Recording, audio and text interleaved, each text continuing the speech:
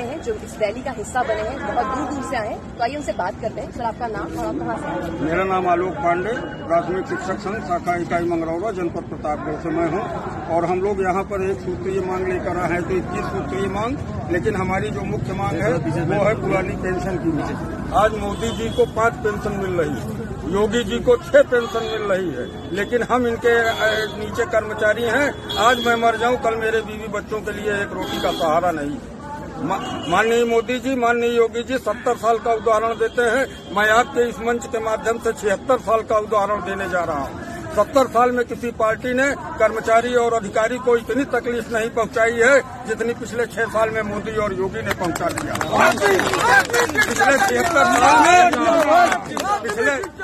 पिछले 76 साल में किसी सरकार ने कर्मचारी और शिक्षक का इतना अपमान नहीं किया है जितना माननीय मोदी जी और योगी जी पिछले 6 साल में कर चुके हैं। मैडम, मैं आपसे बताना चाहता हूं, हम कर्मचारियों की केवल एक सहारा होती है कि हम 60 साल 62 साल नौकरी करते हैं, रिटायर होने के बाद पेंशन मिलती है, उसी पेंशन से हमारा जीवन यापन होता है। समाज की क्या दशा है आप जान रही हैं। पेंशन मिलने पे तो बूढ़ों की सेवा हो नहीं रही, जिसको कुछ नहीं मिलेगा उसको कौन पूछेगा।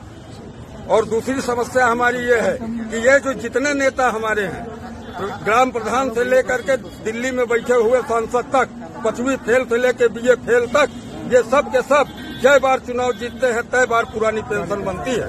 आज मोदी जी 3 बार मुख्यमंत्री रहे, 2 बार प्रधानमंत्री रहे, 5 पेंशन बन गई। योगी जी 5 बार सांसद रहे हैं, 5 पुरानी पेंशन ले रहे हैं, जिनके न आगे कोई है न पीछे कोई है। और हम 62 साल अपनी जिंदगी खपा दे रहे हैं और हमारे रिटायर होने पर 70,000 तनख्वाह पाकर रिटायर हो रहे हैं और अगले महीने पेंशन 2300 रुपया मिल रही है।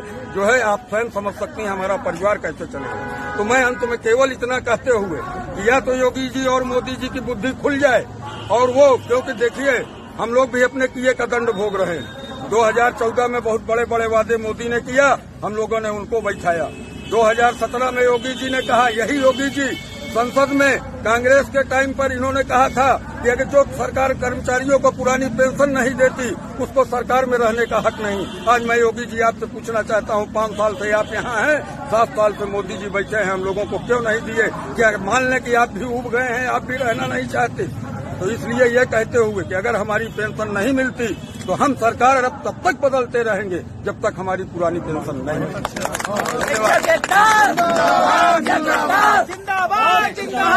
किसान सुप्रीम कोर्ट में फिर दायर। प्रधानमंत्री, मुख्यमंत्री, सांसद, विधायक, पार्षद, सरपंच सभी के पेंशन हो बंद। अब विधायकों, सांसदों की खैर नहीं। सुप्रीम कोर्ट में एक जनहित याचिका दायर हुई है, इसे आपके आकलन के लिए भेज रहे हैं। प्रिय सम्मानित भारत के नागरिकों, आपसे इस संदेश को सुनने का अनुरोध किया जाता है और अगर सहमत है तो कृपया अपने संपर्क के सभी लोगों को भेजें और बदले में उनमें से प्रत्येक को भी आगे भेजने के लिए कहे। 3 दिनों में पूरे भारत में यह संदेश होना चाहिए। भारत में हर नागरिक को आवाज उठानी चाहिए।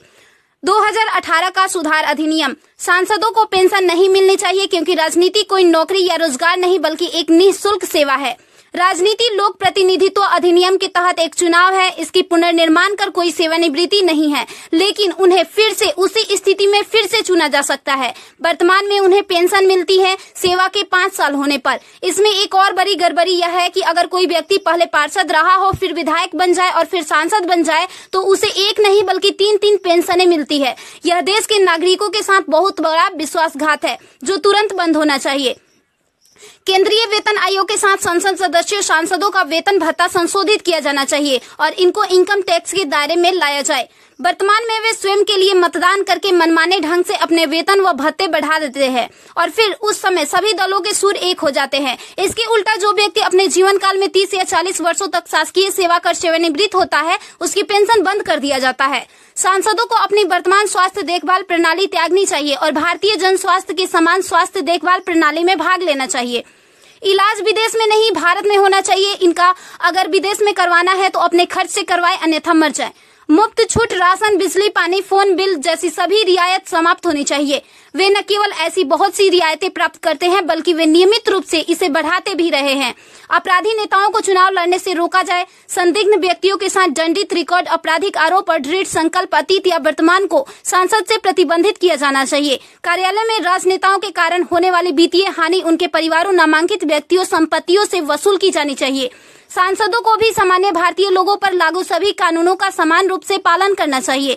नागरिकों द्वारा एलपीजी गैस सब्सिडी का कोई समर्पण नहीं जब तक सांसदों और विधायकों को उपलब्ध सब्सिडी, संसद कैंटीन में सब्सिडी वाले भोजन सहित अन्य रियायतें वापस नहीं ले ली जाती। संसद में सेवा करना एक सम्मान है, लूटपाट के लिए एक आकर्षक कैरियर नहीं। फ्री रेल और हवाई जहाज की यात्रा सुविधा बंद हो। आम आदमी क्यों उठाए इनकी मौज मस्ती का खर्च? यदि प्रत्येक व्यक्ति कम से कम 20 लोगों से संपर्क करता है तो पूरे भारत में अधिकांश लोगों तक यह संदेश प्राप्त करने में केवल 3 दिन लगेंगे। क्या आपको नहीं लगता कि यह मुद्दा उठाने का सही समय है? यदि आप उपयुक्त से सहमत है तो इसे फॉरवर्ड करें, यदि नहीं तो बस हटाए। आप